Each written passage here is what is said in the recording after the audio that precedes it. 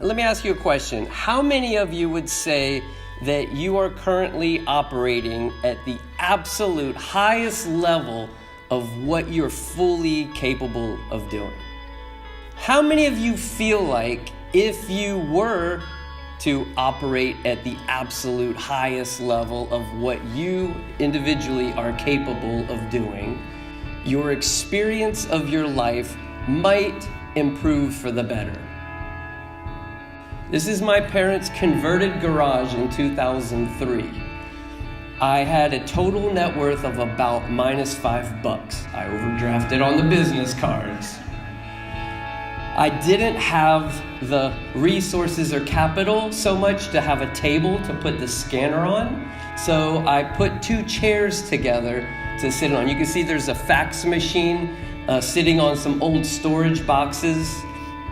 And I had this idea. I wanted to start a company that created visual presentations for lawyers. I got my first client and then another one, and then I moved to the big time, which was a 500 square foot studio apartment.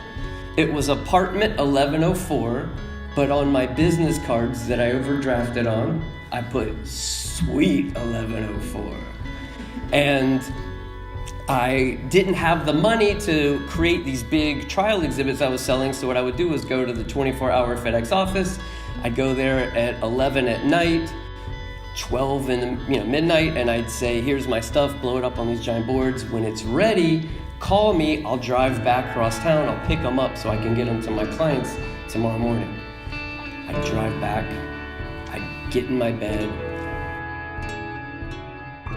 I'd lay down with all of my clothes, sometimes even my shoes on, and I'd hold my phone on my chest because the call mattered so much to me. The call would come 4 in the morning, I'll be right there, looking awesome, and I'd drive all the way back, pick up the stuff, take their bags off, put my legal artworks bags on. If you look in this picture, you see this couple that I kept in a frame on my desk. I have no idea who that couple is. They came with the frame. You think I had time to put a picture of people I cared about? And so you could hear it talk like this, and you could say, yeah, I like that. Yeah, man, I like that, Jeff. I'm gonna crank up the volume in my life, bro. And then what happens? You go back to the real world, and then this full potential gets met with this. Life gives you this little smack in the face you weren't expecting.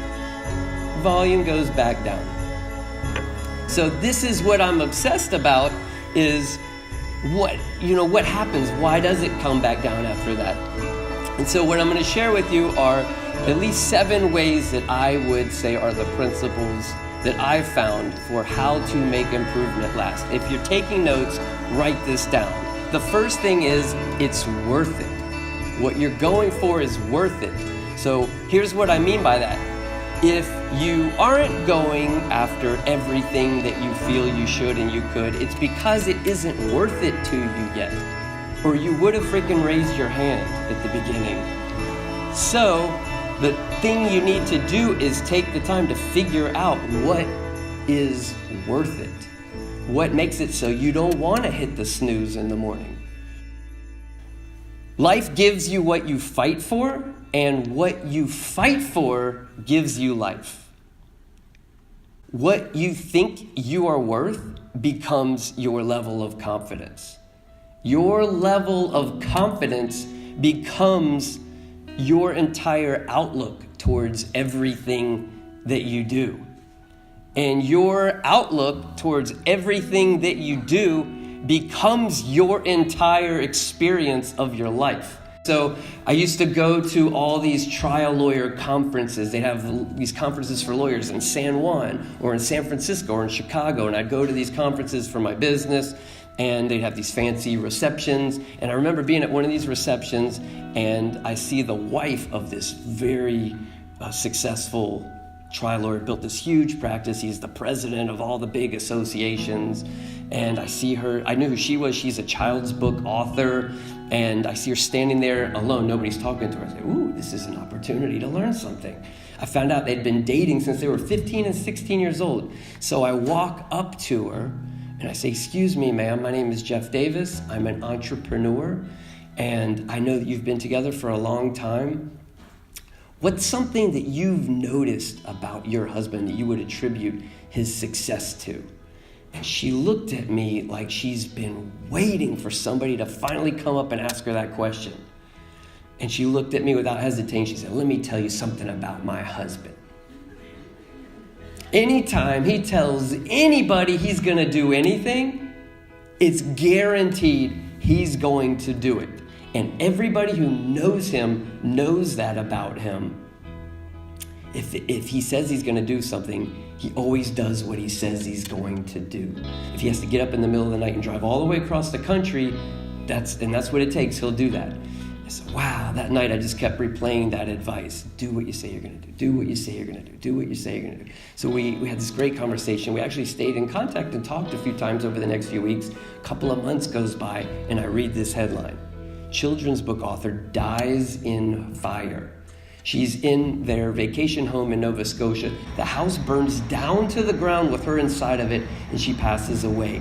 I ended up going to her funeral and sitting in the back, and as I'm watching them put her in the ground, I'm hearing her voice over and over. Do what you say you're going to do. What if at the end of your life, when this does come, they play out this video of everything that your life could have been had you been operating at your highest level of what you were capable of doing? And you see the impact you could have made in the world. You see the kind of life you could have created for your family. Do you drop your head? Do you feel shame? Because I'm telling you, you have a lot of time left.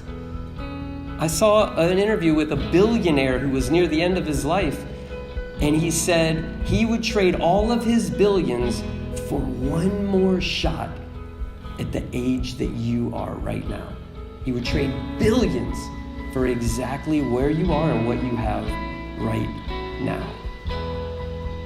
You know, I talked about always doing what you say you're going to do. Don't just do what you say you're going to do for others.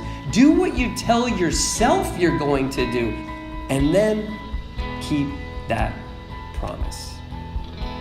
Thank you.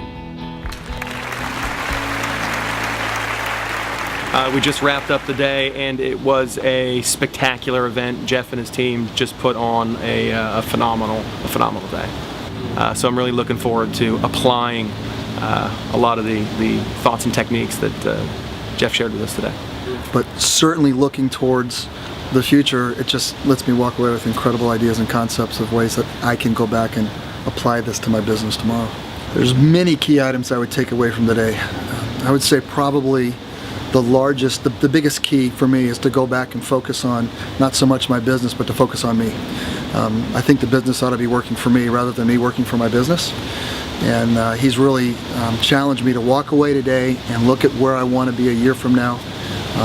And again, put my life in perspective that this company needs to be working for me as much as I'm working for it and on it.